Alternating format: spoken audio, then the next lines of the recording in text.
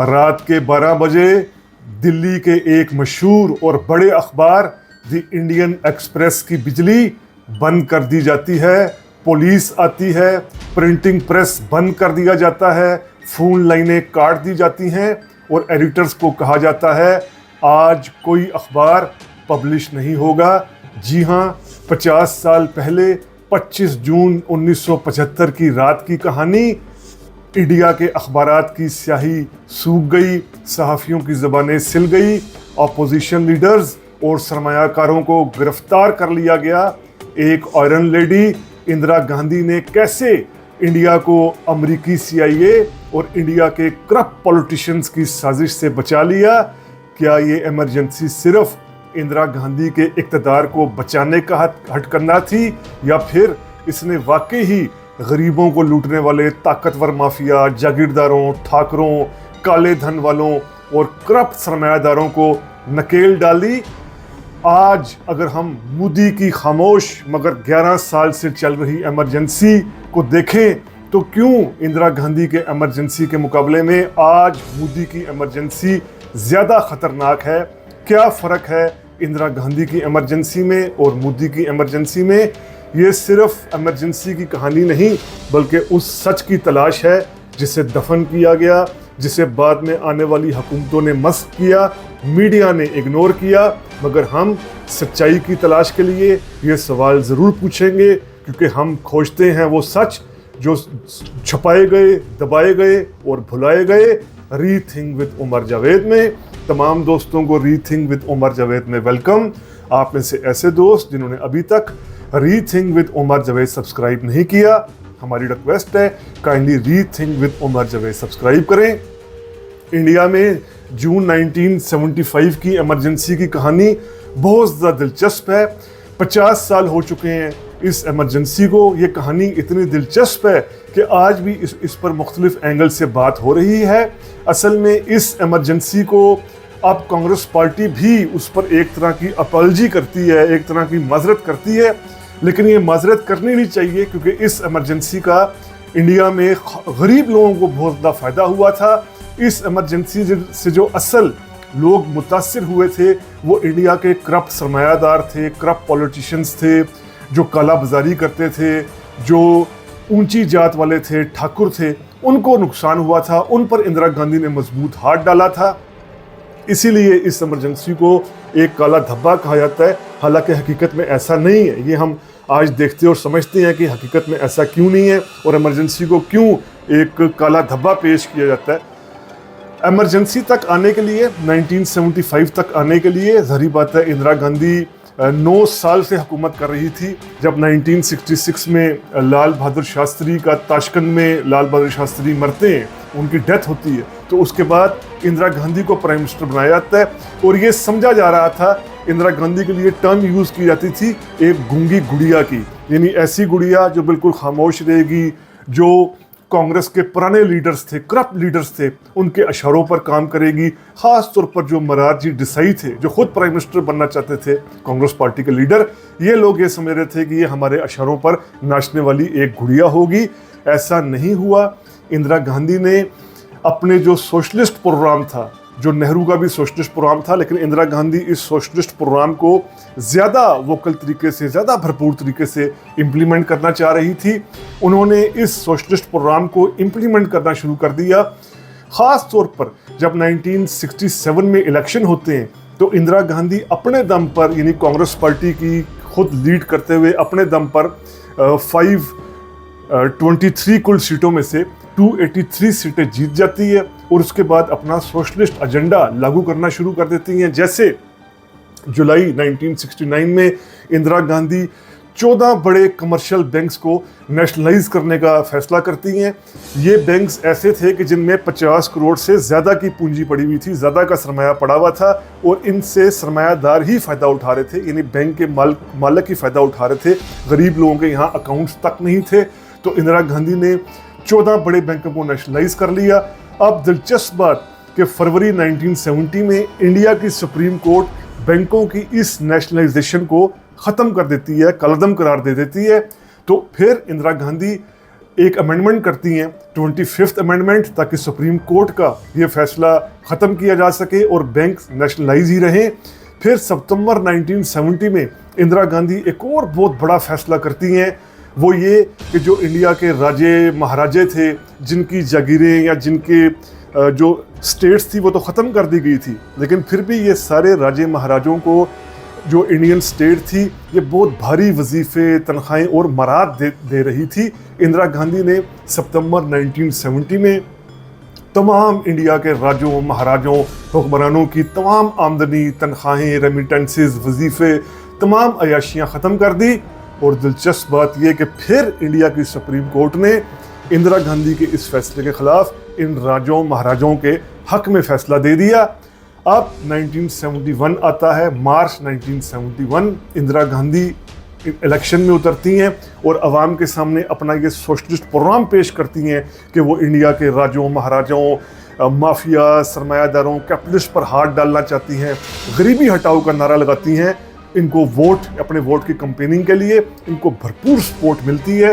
वो 352 सीटें लेने में कामयाब हो जाती हैं, जो बहुत भारी अक्सरियत होती है यानी इंडिया में अगर देखा जाए। और वो फिर इंदिरा गांधी इलेक्शन जीतने के बाद 26th अमेंडमेंट लगाती हैं, आइन में इजाफा करती हैं, ताकि राजों महाराजों के और सरमायाकारों के जो गलत जो इस्तेसाल कर रहे हैं, लूट मार है, इसको ख़त्म किया जा सके। अब ये 1971 का दौर जब चल रहा है तो इस दौरान एंट्री हो चुकी है इंदिरा गांधी के बेटे संजय गांधी की, जो वापस आ चुके हैं 1968 में इंग्लैंड से पढ़कर।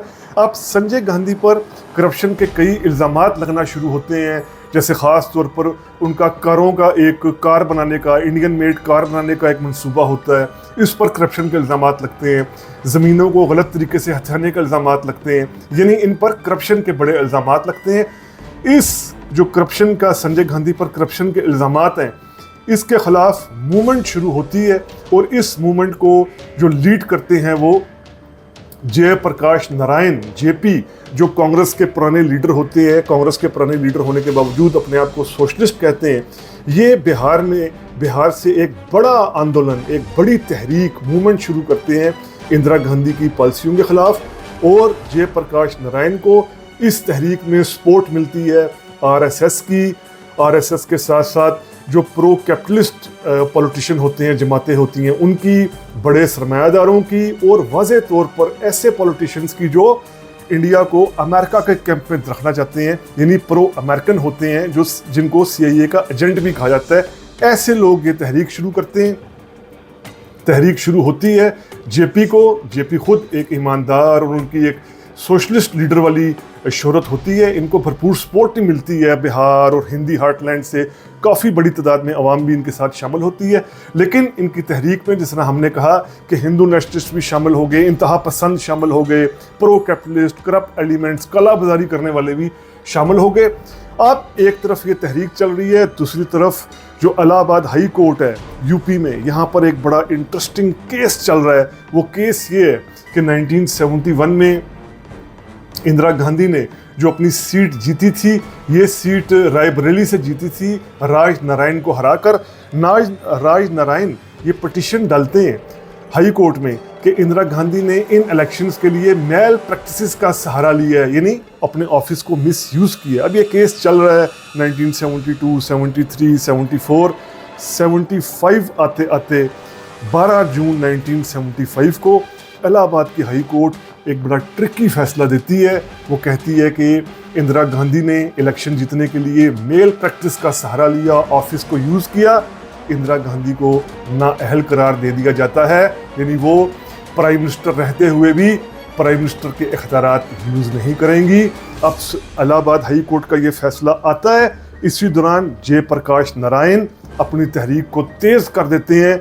जयप्रकाश नारायण न्यू दिल्ली में रामलीला मैदान में एक बड़ा जलसा करते हैं 25 जून की दोपहर को, और इंडिया की आर्मी और पुलिस को ये कहते हैं कि वो इंदिरा गांधी के ऑर्डर्स फॉलो ना करें। यानी दूसरे अल्फाज में जयप्रकाश नारायण आर्मी और पुलिस को बगावत के लिए उकसा रहे हैं कि वो स्टेट की बात ना मानकर उनकी बात माने। एक बहुत बड़ी बगावत की बात कर रहे थे जयप्रकाश नारायण। दोपहर को एक जलसा होता है, आर्मी और पुलिस को कहा जाता है कि वो इंदिरा के ख़िलाफ़ उठ खड़ी हो। इसी रात इंदिरा गांधी ये बड़ा फैसला करती हैं इमरजेंसी लगाने का अपने कई करीबी साथियों के साथ, और उस वक्त के प्रेसिडेंट फ़खरुद्दीन अली अहमद को वो ये डॉक्यूमेंट भेजती हैं इमरजेंसी का। फ़खरुद्दीन अली अहमद चूँकि ख़ुद कांग्रेस और इंदिरा गांधी के एक ख़ास बंदे होते हैं, वो इस डॉक्यूमेंट पर साइन कर देते हैं। यूं इंडिया में इमरजेंसी लग जाती है 25 जून 26 जून की दरमियानी रात को, और Indira Gandhi all India radio पर ये ऐलान करती हैं कि सदर ने, प्रेसिडेंट ने इमरजेंसी का नफाज किया है, कोई पैनिक होने की ज़रूरत नहीं है। BBC वर्ल्ड सर्विस 26 जून की सुबह 7:30 बजे पूरी दुनिया में ये खबर देता है। इसी दौरान, इसी इमरजेंसी के नफाज होते ही जो बड़े अपोजिशन लीडर्स होते हैं, जयप्रकाश नारायण, मोरारजी देसाई, वाजपेयी, अडवाणी, ये सब गिरफ्तार कर लिए जाते हैं, और इंदिरा गांधी अपने मुल्क में काला बाजारी के ख़िलाफ़, ब्लैक मार्केटर्स के ख़िलाफ़, क्रोनी कैपिटलिस्ट के ख़िलाफ़, करप्ट लोगों के ख़िलाफ़ बड़े पैमाने पर कार्रवाई का ऐलान करती हैं। ये कार्रवाई शुरू भी होती है और बड़े पैमाने पर लोगों को गिरफ्तार भी किया जाता है। इस दौरान कुछ ज़्यादतियाँ भी हुई, ख़ास तौर पर जो संजय गांधी का स्टेरिलाइजेशन का प्रोग्राम था, जिसे नसबंदी का प्रोग्राम भी कहते हैं, इसमें हज़ारों लोगों के साथ ज़्यादतियाँ हुई, इसमें कोई शक नहीं है। कई गरीबों के, बड़े शहरों में गरीबों की झोपड़पट्टियाँ भी गिराई गई, ये चंद ज़्यादतियाँ भी सामने हुई। ये इमरजेंसी 1977 तक चलती है। 21 मार्च 1977 को इंदिरा गांधी इस इमरजेंसी को ख़त्म करने का ऐलान करती हैं। इमरजेंसी के दौरान बहुत कुछ हुआ, सरमायादारों पर हाथ डाला गया, काला बाजारी को रोका गया, ये कहा गया कि ट्रेनें पहली दफ़ा वक्त पर चलना शुरू हो गई, सरकारी दफातर में अफसर टाइम पर आना शुरू हो गए। काफ़ी ज़्यादा इंदिरा ने कोशिश की, लेकिन उसके बावजूद ये इमरजेंसी ख़त्म होती है और अगला इलेक्शन इंदिरा हारती हैं। वो खैर एक अलग कहानी है। अब अगर हम देखें जो कुछ मोदी कर रहे हैं, मोदी ने डायरेक्ट इमरजेंसी का ऐलान तो नहीं किया हुआ, लेकिन फिर भी कहा जाता है कि ये एक तरह की अनडिक्लेयर्ड इमरजेंसी है। जैसे हम मोदी के अगर बड़े इकदाम देखें, बड़े स्टेप्स देखें 11 साल में जो उन्होंने लिए, जिस तरीके से बड़े नोटों को मनसूख कर दिया गया चंद घंटों के नोटिस पर, जिसे डीमोनेटाइजेशन भी कहते हैं 2016 में, जिस तरीके से आइन का आर्टिकल 370 एब्रोगेट किया गया कश्मीर को लेकर, फार्म लॉज 2020 में बनाने की कोशिश करके किसानों का और ज़राअत को पूरा कैपिटलिस्ट के हाथों देने की कोशिश की गई, जिस तरीके से कवानीन का UAPA जैसे कवानीन का गलत इस्तेमाल किया गया, जिस तरीके से मीडिया कंट्रोल हो चुका है, मोदी का गोदी मीडिया कहलाता है, सेंसरशिप हो गई है, जिस तरीके से अपोजिशन पार्टी के अकाउंट्स को फ्रीज किया जाता है, कांग्रेस हो, आप हो या कोई और पार्टी हो, जिस तरीके से मुखालिफ सियासी जमातों के जो MPs होते हैं इनको असम्बलियों से नाअहल करार दे दिया जाता है, राहुल गांधी को जिस तरीके से नाअहल करार दे दिया गया, BJP ने जिस तरीके से, मोदी ने अपने दौर में ऐसी स्टेट्स में गवर्नमेंट्स ख़त्म करवा दी जहां BJP की हुकूमत नहीं थी, यानी जहां BJP की हुकूमत नहीं, वो रियासतों में हुकूमत ही ख़त्म करवा दी जाए। जिस तरीके से जो BJP के मुखालिफ गवर्नर्स थे उन तमाम को उड़ा दिया गया, जिस तरीके से मणिपुर में जानबूझकर वायलेंस क्रिएट किया गया क्रिश्चियंस के ख़िलाफ़, जिस तरीके से नारे लगाए जाते हैं 1 नेशन 1 इलेक्शन के, यानी BJP 1 पार्टी रूल कायम करना चाहती है, जिस तरीके से पेगोस स्पाईवेयर, इसराइल से लाए हुए ख़ास जासूसी के आले इस्तेमाल किए जाते हैं अपोजिशन लीडर्स, एक्टिविस्ट, जर्नलिस्ट के ख़िलाफ़ जो मोदी के लाइन टोन नहीं करते, जिस तरीके से वहाँ इंडिया में सिविल सोसाइटी को क्रश किया गया है, NGOs को क्रश किया गया है, जिस तरीके से मोदी एक गिराई हुई मस्जिद, बाबरी मस्जिद जो गिरा कर ऊपर राम मंदिर बनवाते हैं, इसका इफ्तिताह करते हैं, जिस तरीके से आज इंडिया की पूरी जो आला अदलिया, सुप्रीम कोर्ट और हाई कोर्ट्स, वो मोदी के इशारे पर नाच रही हैं। तो ये सब उस इंदिरा की इमरजेंसी के मुकाबले में इसलिए ज़्यादा भयानक है कि इंदिरा की इमरजेंसी में फिर भी जो करप्ट सरमायाकार थे, ब्लैक मार्केटर्स थे, काला बाजारी करने वाले लोग थे, करप्ट लोग थे, उनके खिलाफ हाथ डालने की कोशिश की गई थी। लेकिन आज मोदी इंडिया की सोशल फैब्रिक को तबाह कर रहे हैं, सेकुलर फैब्रिक को तबाह कर रहे हैं, डेमोक्रेटिक फैब्रिक को तबाह कर रहे हैं। तो ये अनडिक्लेयर्ड इमरजेंसी इंदिरा गांधी की इमरजेंसी के मुकाबले में बहुत ज़्यादा ख़तरनाक है। तो ये 1975 की इमरजेंसी को 50 साल अब पूरे हो चुके हैं। इस इमरजेंसी के दौरान क्या हुआ, कौन से हालात के बायस ये इमरजेंसी लगाई गई और इस इमरजेंसी का क्या कंपैरिजन हो सकता है मोदी की इमरजेंसी के बारे, जो मोदी ने इमरजेंसी लगाई है, इस पर किया गया vlog rethink with Umar Javed के प्लेटफॉर्म के ज़रिए आपके सामने पेश किया गया। उम्मीद करते हैं आपको ये वीलॉग पसंद आया होगा। अगर आपको ये वीलॉग पसंद आया है तो काइंडली सब्सक्राइब कीजिए रीथिंक विद उमर जावेद। शुक्रिया।